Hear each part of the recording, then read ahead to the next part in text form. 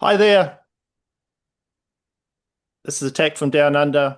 Today I'm going to be doing an episode completely about the boss from New Jersey, rock star, American rock star, and we're going to be talking about everything the boss. So today I've got a guest from Canada, all the way from Canada. Welcome, Rob from Northern Revolutions. How How you you doing, doing, my Keith? friend? Thanks for having me, man. I'm doing very Yeah, well. Thanks for having me. This is going to be fun. yeah, this is going to be good. Love talking about this guy. So as a kid listening to Bruce Springsteen, the landmarks that he talked about, like, sounded so cool to me here in New Zealand, like a rattlesnake speedway in the Utah desert. What is that? You know, Badlands of Wyoming, the Right. Waynesboro County line, things like that. That just sounded really good to my ears. We've got no deserts in New Zealand, but just quite romantic sounding to my ears. I love the songs, and so we're going to be talking all about Bruce. So Rob, if you want to start us off. Sure. So your experience with Bruce and mine are markedly different. So you're a little bit older than I am, so you've been listening to him longer, but I'm also, I hate to admit, I'm ashamed to admit I'm really late to the game listening to Bruce. Obviously, I knew who Bruce Springsteen was. I'm a kid of the 80s. I remember Born in the USA, right? So, but it's just not, as terrible as it sounds, it's just not music I got around to listening to. As silly as that sounds. Um, I had Born in the USA and I had Born to Run that either someone had given me at some point in time or I picked up, a garage sale or whatever. But I listened to them once and, it's whatever, and went on listening to the other stuff that I had been listening to. And then about probably a year and a half ago, I sort of had an epiphany. I was in a record shop that I go to frequently, in a little town called Oakville, Ontario. And I was just in there on my lunch one day, just browsing, and there was a record playing over the stereo in the store. And it just sort of, the first side, okay, a little bit of guitar, a little bit of harmonic on there. Okay, whatever. And the more I looked and the more that this album played, I kind of went, oh, I like that. I like that. Oh, I really like the vocals on that. And I go, I have no idea what this is. I didn't want to ask the guy at the store and sound like an idiot in case it was somebody like very famous or, a landmark album. And thank goodness I didn't ask. Instead, I pulled up my phone and I asked I asked Siri um what was playing. And it said Nebraska by Bruce Springsteen. I never heard of the album. But I'm like, I didn't know that this is what Bruce Springsteen sounded like. But it was one of those moments where, and I can only remember a few times in my life where I remember distinctly where I was the first time I heard a particular album. Like I remember where I was the first time I heard Sergeant Pepper, and it hit me like a bolt of lightning. And Nebraska was the same way. And I'm like, holy smokes, I am missing out on something because this is incredible. But to me, Bruce was just like Born in the USA and Glory Days, that Mm. kind of thing. And I'm like, those are fine songs, I suppose. Just had never really paid much attention, but I'm like, okay, I gotta find this. Of course, they didn't have one. So then it took me 3 or 4 months to, I suppose I could have ordered it off Amazon, but I try to support my local record shops or whatever. So I did finally find one a couple of months later, and I played the living daylights out of this thing. And it still gets played very, very often because it's just so different. And when I heard the song Open All Night, I'm going, that's one of the greatest songs I've ever heard. Nothing elaborate about it. It's just Mm. Bruce. I think he's probably playing a Telecaster. It's just 12 bar blues, but it's just a great sort of kind of got like an early rock vibe, but it's so bare bones. And you mentioned earlier he's a storyteller. And yeah, that's one of the things about his music that I really connect with. Instead of A lot of songwriters who write about, oh, I'm in love, or oh, my girlfriend left me, or you know, whatever. Bruce tells stories in most of his songs. And that song is about a midnight drive across Jersey. Of course, it's to go see a woman, but the Mm. point is, it's still a story. It's like this is fantastic. So that album, sort of launched me into Bruce, and that was about a year and a half ago. So it's been a fun ride over the last year and a half. Mm. It's a For me, that's sort of like a murder songs album for him. Like you're saying, bare bones, definitely Yeah. bare bones. But he's talking about a homicide that happened from the town of Lincoln, Nebraska. With Yep. 10 innocent people but died. Me and her, we went for a ride. It's a lot of these songs are like murder songs, and there's songs Yep. about the mob and Yep. stuff like that. And one of the songs, like the guy says, well, the reason I did all this stuff was because I had debts no honest man could pay. The bank was holding my mortgage. They were going to take my house away. That's kind of relatable, but there's some horrible bloody songs in there about guys that just went on a There total is. rampage, and Yep. like that. And you're definitely right. It's a bare bones album that he did then. But yeah, that's a great one to start with. Yeah, that one there. Rob, I like that album, and I think it's pretty high up with most fans. If you're going to start with a Springsteen album, top choice. Yeah, top choice of that one. My first one I'm just going to show Yeah. is one I think you know. Uh, I'm glad you showed that because yeah. yeah, you talk about it, then I'll throw my 2 cents in at the end. Okay then. And on Rob's Wednesday live stream, you got to show the gatefold. So That's right. there's the gatefold there. So that came out in 2020. All the songs on that were recorded live in Bruce's home studio with the full E Street Band on there. I think COVID sort of prevented them touring on it or doing much else, but it's kind of talking about people he's lost on it. The first song, 1 minute you're here, next minute you're gone. Which people in your life, 1 minute they're here, next minute they're gone. And Last Man Standing on that album. He's getting quite reflective on the members of his early band days. Like all the guys, I think it was the band he was in, the Castiles or something. They've all passed away. There's just him left, and probably one of the major losses he's had is the death. Can't see it on Clarence. there. It's on the other side of Clarence on there. He passed away, and his nephew is now in the band. So on that album, Rainmaker, I really like that song on there. That's one of the ones I play quite a bit. And House of a House of a Thousand Guitars. It's one of those choruses that it just goes on forever, forever on it. Yeah. House of a Thousand Guitars, House of a Thousand Guitars, over and over. But it's got a great line. Do you know the line I'm talking about on that album? He does a it okay. The line that a lot of people talk about on that song, House of a Thousand Guitars. Apart from the repetitive chorus, he says, "The criminal clown has stolen the throne. The criminal Yes. clown has stolen the throne. He steals what he can never own," which is a great line. And Oh, it's great. yeah, and on that, I think I know who he's talking about, but I think we do too. Yep. Yep. yeah. For sure. What's your I take I on love that? that. I love that record. I have about half his discography on vinyl. I don't do CDs. Not that I'm a snob. I just if I'm going to spend the money, I'm going to buy it on vinyl. So I don't have it all on vinyl yet, but I have it all digitally. And I don't know, probably 4 or 5 months ago, I was picking my son up from school, and you got to get there early to get a parking spot. So I'm parked there, and I have about 20 minutes till my son gets out of school. And I'm like, what am I going to listen to? I'm like, well, I haven't listened to Letter to You yet. Wow. I sat in my car and I went, this is a phenomenal record.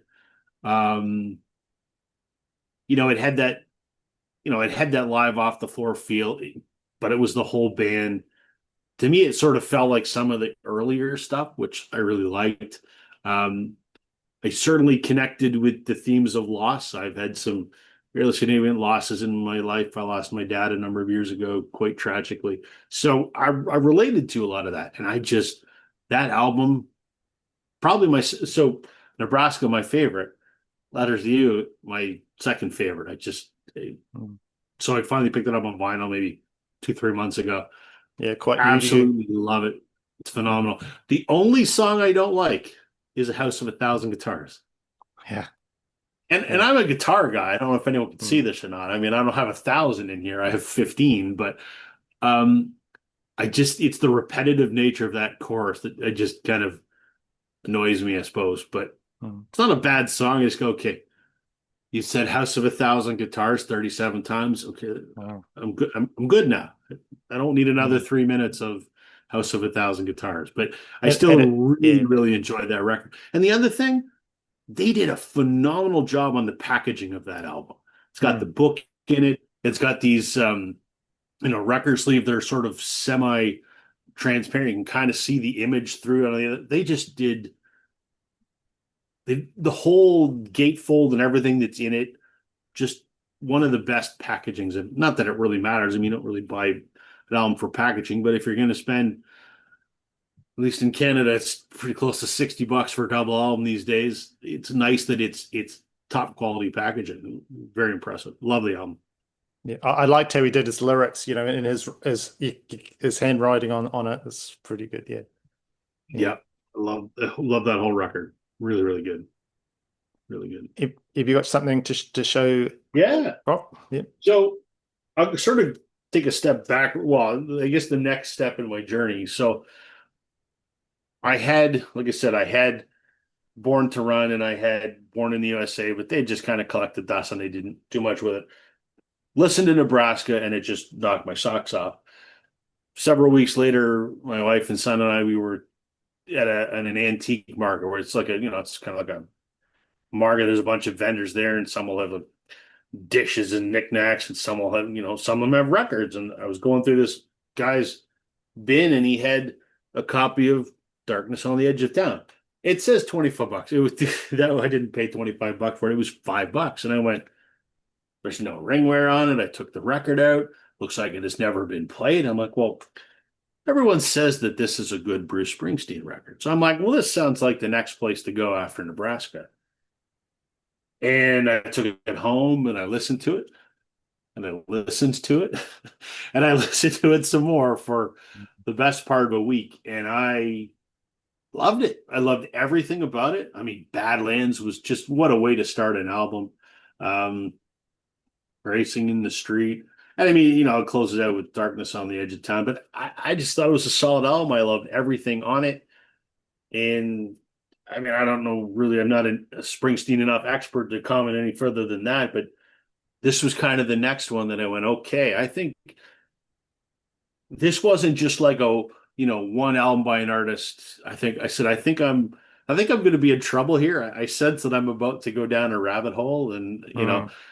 I'm not necessarily. I mean, I'm a completist on a bunch of artists, but if I like someone, I tend to own a lot, and I go, well, that's 2 for 2 for me. So I think this might get expensive and take up a lot of time. So that was the next one that hooked me, and I just loved it. And I still these two get played. Well, and so does Letters to You. Those three get played more than the others, but they get played with a lot of frequency.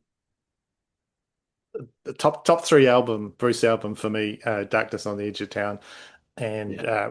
when I was first listening to him, I had that on cassette. And I tried to memorize all the lyrics to like I had about five of his cassettes, and I tried to memorize all the lyrics. I don't know why, but it's just something I tried to do. Almost Sure. like if someone had come along and give you a test and say, try and I want you to do all the lyrics for that song, and that those lyrics are stuck in there. And I love the song Promised Land, and Oh they're yeah. sort of somewhat anthemic like Born in the USA, but they're grounded sort of more down to earth, Nebraska Yep. type. And I love all the songs on that album, and I've seen him live once, and the most emotional I got was when he started doing songs from that album, and Racing in the Street, and they're all great. So They're all yeah, great. Love it. yeah. Yep.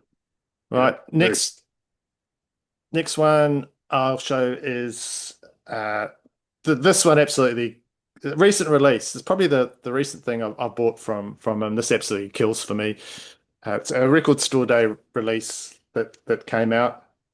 Uh, yes. Killers I have it too. and Bruce Springsteen encore at the Garden. So it's you can watch the video for this on YouTube, which I watched a few times before I picked up the record for it. So Bruce joins the band The Killers on stage for their encore when they're the Killers are playing at Madison Square Garden in 2022. So he jumps on as a surprise and jams with them and does a couple of his classics on there. Brandon Flowers, the lead singer for the Killers, he comes on stage and he says something like, "I don't know if you've noticed, but we've been kind of on edge a bit tonight. It's because we're expecting a, a visit from the boss at work." And then Bruce comes on and the place goes absolutely nuts on it. Yep. You know, Yep. um, It's very cool. it's very cool, yeah, and it's got a great energy to it on it. And they do the song. First, they do. You just mentioned Badlands. They do Yep. a great version of that, and then they do a Killers song which is called Dustland, which is sort of like in that it's a Killers song, but sort of in the vein of Bruce Springsteenian. I suppose that's a word. I don't know, is that a word? Bruce Yeah, Springsteenian I think type, that's fair. yeah, Sure. We'll go with it. type thing. And then they do like a massive version of Born to Run on there.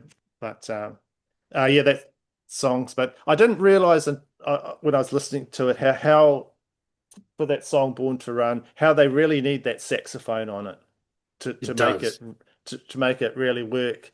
Yep. And you've got Jake Clemens on it who replaced Clarence Clemens on it. He comes on and he does it as well. And yeah, for that song to work, it's got to have it. A lot of songs I don't like sax in it, but that one without it, I've heard versions without it, and it just doesn't work the same, does it? It doesn't hit Right. right or Right. anything like that. So that record store day release is a bit pricey. It's like three songs, and it works out in New Zealand dollars about $20 a song, but I just had Yep. to get it. There's no, like you're saying about the or the presentation for Letter of the U. There's nothing in it. There's no extras or little things, but I've got the record and I do play it quite a lot. So yeah. I have it too, and I love it. The only Mm. complaint I have is I wish there was more of it. It's Mm. that good. I'm not a Killers fan. I couldn't give two craps about the Killers necessarily, but that was just really, really good. They played Hmm. really well together, and just something about, the atmosphere and the significance of the boss Mm. stopping in to play a few tunes. It just, kind of magic in a bottle, and it great. And you wish there was more. It's funny on record store day. I had it in my hand because I want it. When I saw it was on the list, I'm getting it, and I had it. I'm like, three songs, $59 Canadian, which is a Mm. little bit. I think in Australian dollars or New Zealand, you're probably In the region, yeah. 65. You Yeah. know, we're just a little bit less than your area of the world. But I went, that's a little much for that. So I put it back and I didn't buy it. Mm. And I sort of kicked myself. And then a bunch of people bought, my buddy Chris Mann over in Wales, he bought it and he said it's amazing. And my buddy Joe that does the live stream with me, he got it. He said it's amazing. I'm like, oh, I got to get it. So thankfully, Joe, my partner in crime on my live stream, he works at a record store. So they brought it in for me, and I just paid cost, which which was Oh, nice. So I nice. wasn't. I still had to pay to get it halfway across the Yeah. country, but it still worked out cheaper than, $60. And then, in retrospect, I probably would have still paid the $60 because it's phenomenal. I love live records. I talk about it a lot on my channel. I love live performances. Give me a live record over a studio record any day of the week, especially if they're good musicians. There's just something a little extra about a live record. So I absolutely love that. I think it's phenomenal. Imagine if you were a Springsteen fan and you're in a band and your favorite performer came on to play with you. You couldn't get better than that, could you? Yeah. No, no, No. it'd be insane. It'd be insane. Right. Okay. Where am I going to go next? I'm not going to show letter to you because, we already talked about it. So, well, you know what? We're talking about live records. So let's just do this.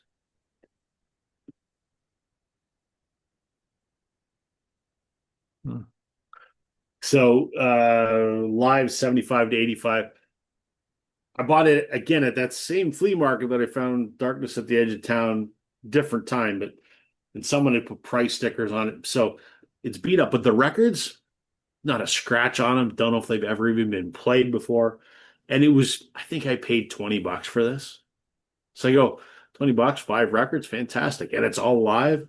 So sort of as I had familiarized myself, with Nebraska and then Darkness on the Edge of Town and then Born to Run and Asbury Park and the E Street Shuffle. I listened to all those albums. I'm like, well, it makes sense that I should be listening to this next because Hmm. this is live from the first 10 years.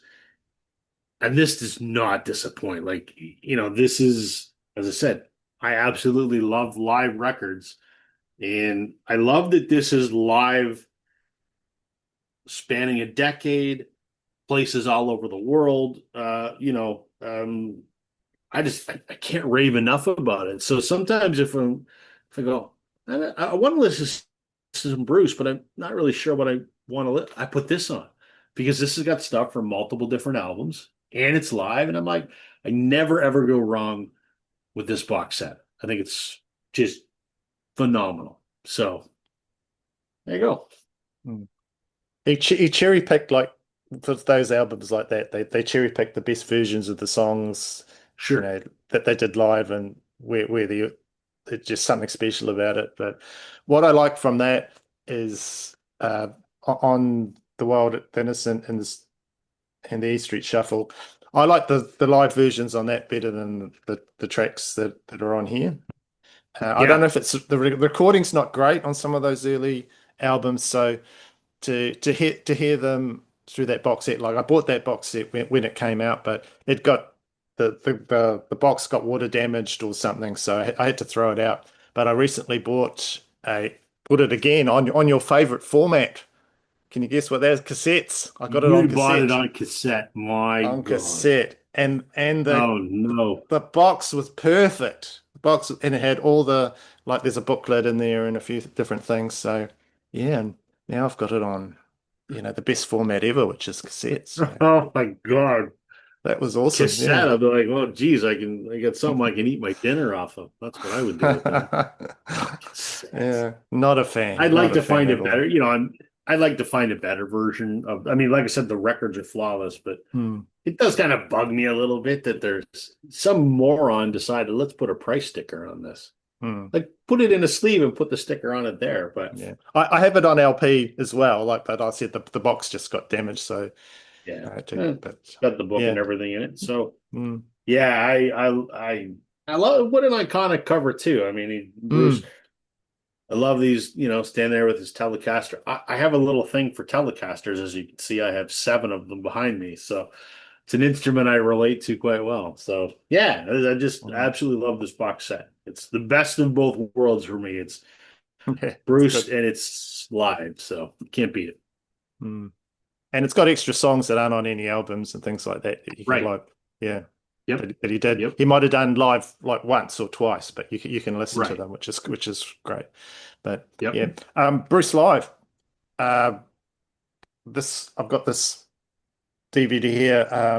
Bruce Springsteen and the E Street Band, London Calling, and he played in Hyde Park in the UK in 2009, and that's just a recording of the concert. It's like something like 175 minutes long. The concert is called London Calling because he does a version of the Clash song. The Clash. Uh, yeah, London Calling on it. He kicks things off with that, and something really cool that happens in there. He goes around to the audience. You got to climb down a bit to the audience, and they're all holding up cards of what songs they want to play from, and so he goes around at one point and he collects them all in a big pile and takes them up to the top of the stage. And most bands have concrete set lists. They don't deviate. We do this, this, this, this, this. If Right. you're in the E Street Band, at a drop of a hat, you could be asked to do any song. I've heard Which that. Yeah, I yeah. think it was on the Howard Stern interview or something. Stern was asking, I think Max or whatever. It's is it true that you have to know every single song? He goes, oh yeah, Bruce will just call it a song and we have to know it. And Mm. I think that's a massive discography to know every single song. So Hundreds, hundreds. yeah, yeah, There he is. There. sure. It's got to show the gatefold. That is so cool. That sea of people. I mean, Mm. that's got to be 60,000 people. Yeah. There's a funny point actually that made me laugh on it. You got to watch it just for this. Like I say, and he went down to the crowd, and then he went down to the lower part, and then he tried to climb back up, but he couldn't climb back up. He's like they're struggling to get up, and Steve Van Zandt is just cracking up because he can't get back up on stage. It's really really funny. Have you seen him live, Rob, Bruce? No, I have not because like I said, it's been about a year and a half since I discovered, Hmm. that's not the right word, but since I decided that I needed to listen to his music, and he was already the tour that he did last year, he'd already gone through town. He'd been here like, no, 3 or 4 months before. So yeah, no, I have not seen him. I would really like to. I shudder to think how expensive those concert Yeah. tickets would be, though. Those Hmm. concert tickets nowadays, doesn't seem to matter who it is, are outrageous. So I can imagine he would be probably some of the most expensive. So I saw him in. I've actually got the tickets here. You can see. I saw him at the Sydney Cricket Ground in 2003, and the price on here for a ticket is $88. wow. So, and that was the tour for where is it here? The Rising. Right. Yep. Yeah. And I took she wasn't my wife at the time, but she's my girlfriend. And we went on a date there. She didn't know anything about him, but we went and went to the concert. I just had a great time on it. Loved it. Um, People say it's almost like a religious experience. And I was just going to say that because yeah, I've heard the same mm, thing. I have a but friend of mine who's mm, a professional musician. I don't know if you've ever heard of the band Wilco. They're out of yep. Chicago. They're an American Mm, band. So my friend played in Wilco for 4 or 5 years, 4 albums he did with them before he moved to Canada and joined another band that I talk about a lot. But he's been a professional musician for, 30 years. Uh, and he was telling me about he went and saw Bruce on the Rising tour. And those are the exact words. He goes, it was like going to church. It was a religious experience for me. mm, And, one thing for music fans like us to say that, but someone who makes their living making music on records. I mean, my buddy's been on 120 some odd albums. To hear someone that this is what they do also say that it's a religious experience, I mean, that speaks volumes about the mm. musicianship of that band. I was just totally mesmerized the whole time, and I got quite emotional at some of the songs. But at one point, the actually a couple of points, for whatever reason, there was a power outage, and So Steve and Bruce were just up there doing acoustic, some of the songs that were electric, but they were just doing it acoustically for a while until they fixed out their Oh, power that's cool. problems.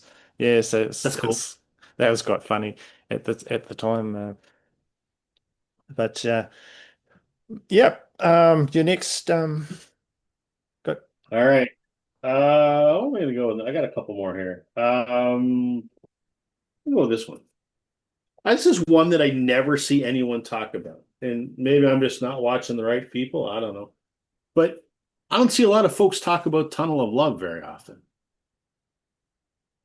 But I love it.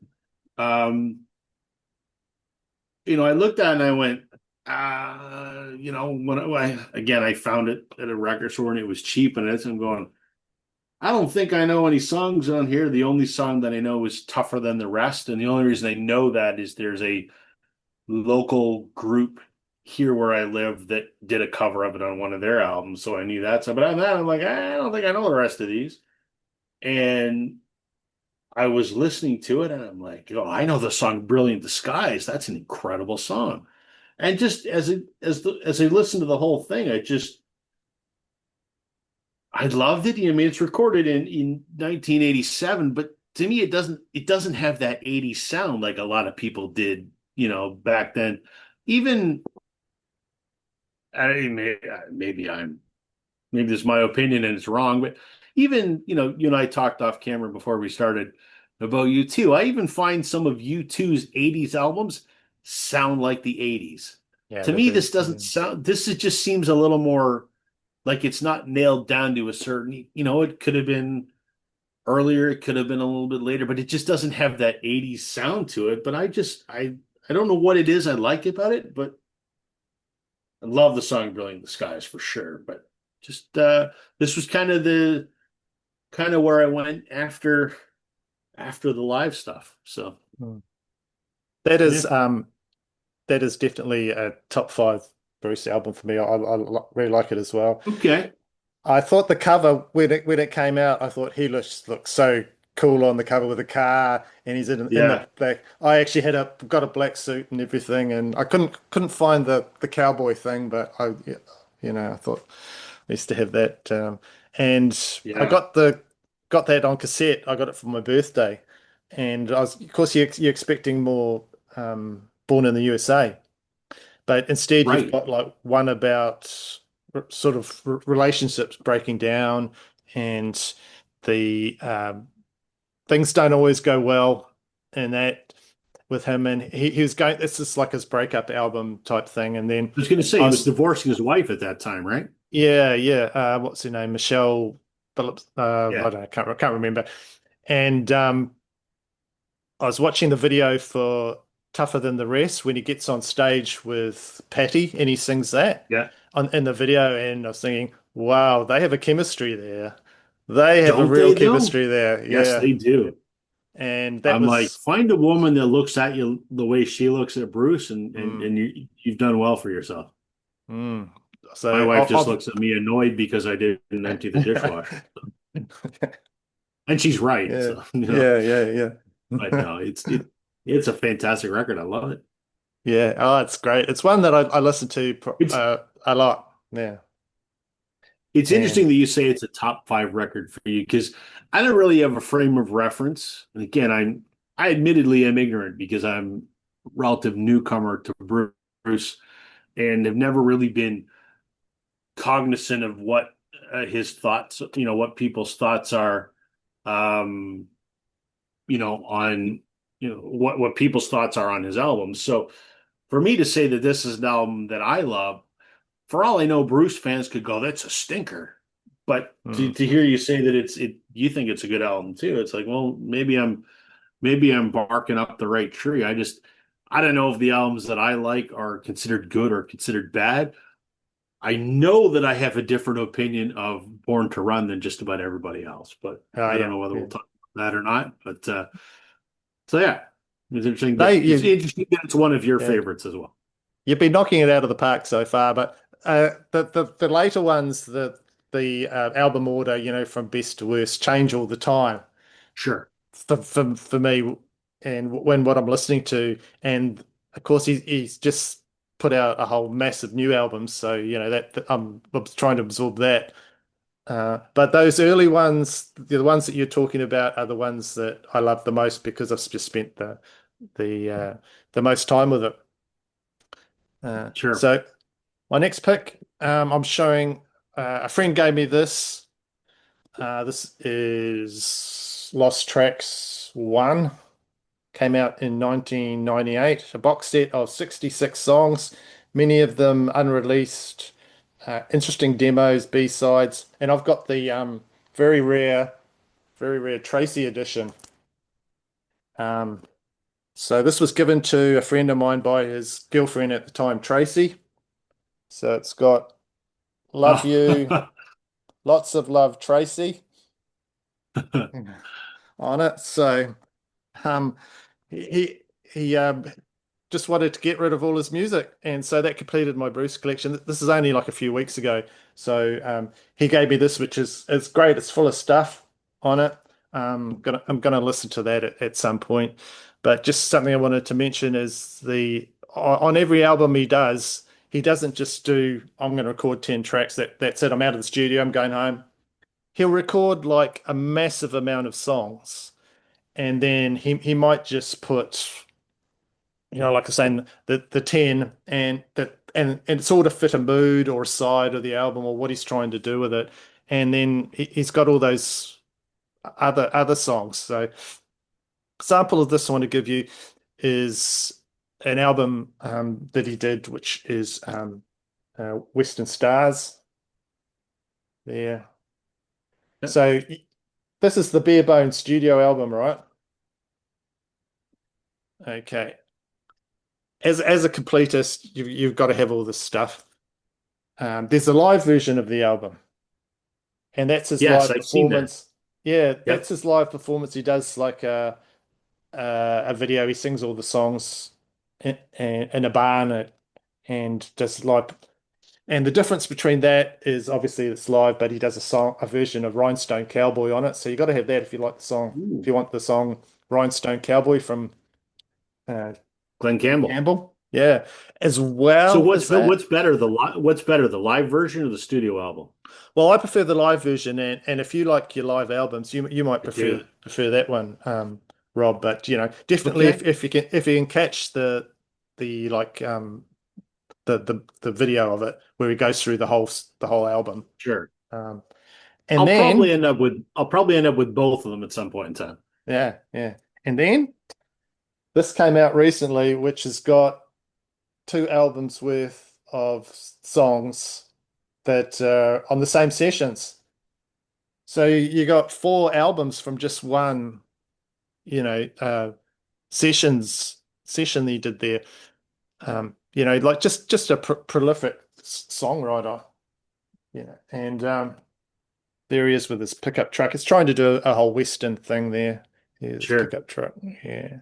Does is it sort of country flavored or what's the Yeah. It's supposed to harken back to Glenn Campbell type the music of the time, the Americana. I don't know if it's Americana. I'm not an expert on that, but that type of thing. And then he's thrown in a lot Sure. of Burt Bacharach. The Okay. the the only thing I know about him is he did the soundtrack for Austin Powers. So, You did. Yep. so that type of lounge music, and he was sort of in that mindset of doing that type of album. But all the motifs on it are Western, and Western Stars on it. Tucson Train, Wild Horses, north of Nashville, so that sort of thing. A good album. Yeah. Hmm. I've seen it. I just haven't got there yet, and Yeah, I've yeah. heard good things about it. So I'll Hmm. probably do the live one first. But Hmm. yeah, the you had that Lost Tracks Volume One. Did you dive into the new Lost Volume Two or whatever, the one that just came out with the seven albums? I'm ashamed to admit I had to buy it, even though the price was, yeah, it's huge. But what I did was I sold up. I had a box set, a Led Zeppelin box set that I got over $100 for that, and then I sold a rare album that's worth over $100, and that's sort of just justified the price. And Sure. when I was looking for it, there was only one that I could find in the country. So I thought if I don't get it, I might not ever get it. Right.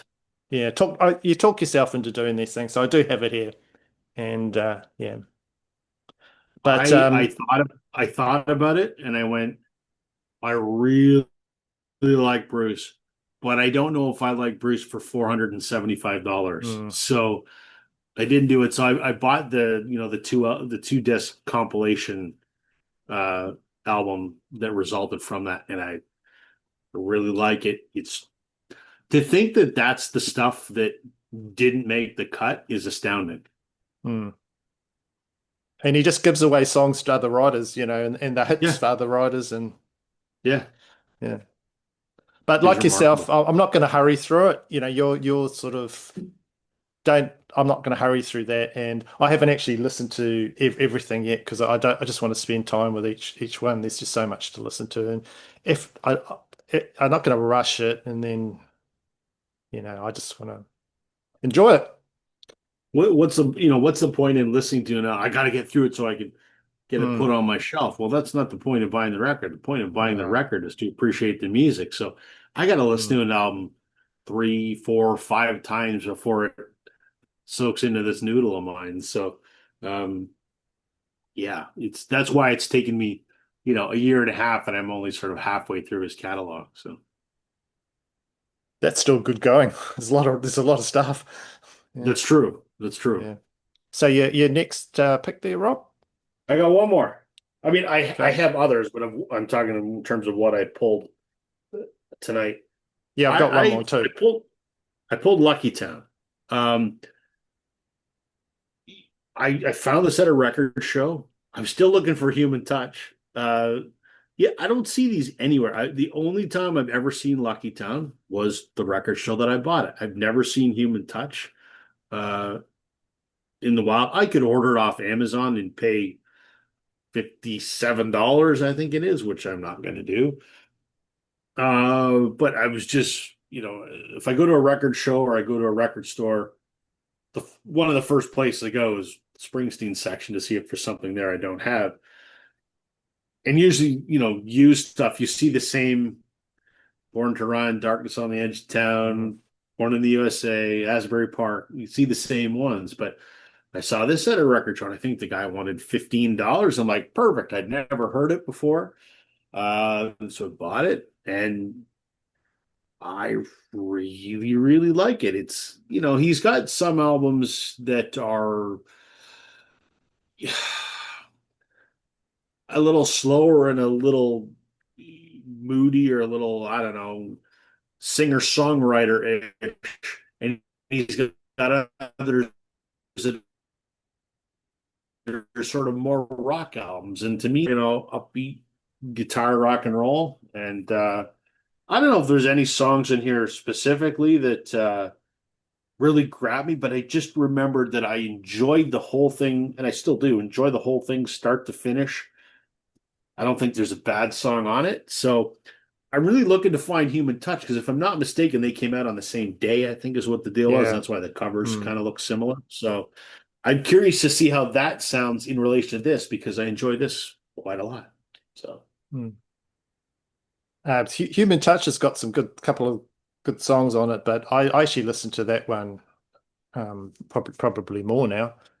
And I remember when it came out, and I got it both on cassette, and it was a bit of a surprise. I think you have to take the good with the bad with those two releases. There's some really good songs on it, but there's even I've got that on this Human Touch here. There's a song Pony Boy, which was a song that he used to sing to I think his son when he was young or something. That's not great, but uh, So is it one of those instances where there's some artists that have put out a double album that should have been a single? And I mean, yeah. these are essentially a Hmm. double album released separately. Is it the kind of thing where if they would have pared it down to one single album, it probably would have been better? Well, I think it would have been more successful because there's quite a lot Yeah. of filler on both of those albums, in Okay. my opinion, and sort of thing. But That's fair. yeah, um, it's it here. It's the Human Touch and Lucky Town are quite easy to find. So if you can't find it, let me know. But They'll be I've around somewhere. yeah. I haven't seen It, it other than that one mm. time. So It's weird that in your neck of the woods, some things are difficult to find and they're easy here, and vice versa. But right, yeah, exactly. not bad albums. So for my last one, I'm just going to talk about Bruce's soundtrack work. He's contributed just so many songs to films. I'm not a big fan of the song that's popular that he does on the soundtrack, "Secret Garden," which he did for the song Jerry Maguire. I just Right. find it kind of sappy, and or the Streets of Philadelphia song for this the movie. I was listening to that But today. oh yeah, I've just heard it a lot. But I love. Can I overestimate how much I love the song "The Wrestler" from the Mickey Rourke movie? And Yep. it's a bonus track on here on this album, which is working on a dream. But Yep. it's a song about a wrestler whose career is like rapidly declining, but he still gets in the ring and still gives it his all. Just one of my favorite Springsteen songs ever, and I do get a bit when it comes on. It just I get it in the feelies. I feel it. I feel it. I feel it. Real, yeah. That's a And mark of a good song when that happens. yeah. So it's on the it's a good movie, The Wrestler. I don't know if you've seen that movie, The I Wrestler, haven't but seen. I remember it because it was kind of like yeah, Mickey Rourke's sort of comeback. I think, mm, but I haven't seen it. No. yeah, really good film. Uh, that one, and he also did. This is on that new set of um, albums that came out. This is Faithless. So he worked on an entire film soundtrack for a movie, and then they ended up not going ahead with the movie. They just shelved the movie, and he still had the soundtrack there, so he released it. Why not? And like you're saying on videos, like there's so many videos out about this new music that Bruce is putting out. No one really talks about the Faithless soundtrack. I actually quite like it. Going through it, I'm slowly going through it, but themes of faith and religion and things like that. Not really something I'd sort of think I'd like, but just done really well. I thought, and also talking about that Secret Garden song. I think it just gets played too much. There's another one that he did for a soundtrack called "Addicted to Romance." That's in the same key and it's the same sort of song, but no one seems to mention that song. But if you like the song "Secret Garden" from the Jerry Maguire soundtrack, check out the "Addicted to Romance" song because that's one he did for another film as well. So yeah, that's m movie stuff. Yeah, Bruce's movie stuff. He's quite Very good cool. to do a song for a movie. He picks the quite good for that. Yeah. Hmm, Hmm. interesting. I wanted to ask you. We neither of us showed it, but I wondered about your thoughts on Born to Run because I've often heard it described as the perfect record, and I like it, but it's nowhere near my favorite. And I don't think it's a perfect record. But again, I'm a newbie, so Hmm. um, not necessarily that my opinion matters. But I'm curious as to what you think someone who's listened to it for 30 or 40 years. Well, I've got my favorites. Jungle Land, I still like Yeah, on that. And of course, even if you've heard Born to Run a thousand times, we're talking about we saw him on live doing it with the Killers on. Born to Run still is just a fantastic live song, and it still agree. gets you even every time. But for Yeah, me, I'm kind of the first two songs, Thunder Road and 10th Avenue Freeze Out, I don't like as much as I used to. sure. Night, deeper tracks, Night and Backstreets, still like. And, you know, I think you're right. It's not a perfect album, but it was just the perfect album for the time that just Sure. everyone sort of needed a kick in the pants, and well, he needed a hit. Bruce needed a hit then because he was on the bones of his ass, for his Right. first Yeah. Yeah. few albums, and he needed a hit to keep going. Hmm. Nowadays, they probably after Greetings from Asbury Park and second album, the record company would have probably dropped him nowadays. But to come out Probably. with this Yeah. with this monster. But yeah, still love Born to Run, Jungle Land, and Shishawana has actually grown on me quite a bit. That That's a good song, song. Yeah. yeah, yeah. But kind of over Thunder Road and 10th Avenue Freeze Out a bit, and yeah. So there you go there. Interesting. Yeah. I just didn't know if there was something I was missing because everyone's like, yeah, it's just the best Springsteen album. And I go, it's good, but Mm. there's a lot that I like better. Yeah. Oh, It wouldn't make my top, but it'd make my top 10 for sure, sort of thing. But sure. Makes yeah. sense. Yeah. Rob, have you got anything to add before we sign off that you'd like to That's talk it, about? my Or, friend. That or was that was a lot of fun. That was a lot of yeah, I fun. I enjoyed it. enjoyed that. Yeah. Thanks so much. Thanks so much for joining me today with Bruce Springsteen. Talk anything coming up on your channel you want to talk about or I just do my weekly live stream, which is mm. 8 p.m. Eastern Wednesday nights, which I don't know what that is in New Zealand time. I think you guys are, I don't know what that would be. I think you guys Lunchtime? are like six Yeah. lunchtime. All right, there you Yeah. go. So, Yeah. Great. yeah, so we do Mm. that, and joined by my buddies Daryl and Joe, and we ramble about something every week. So that's kind of that, and then I do a video kind of every other Sunday on my channel. So Yeah, that's check it. out Rob's channel, Northern Revolutions, and just thanks again for coming on. I've had a fun time talking about Bruce with you. Okay. That's awesome. Thanks for Uh, having me, Keith. It was a thanks. pleasure, my friend. Yeah. Thanks for joining us, everybody, and I'll see you in the next video. Bye bye.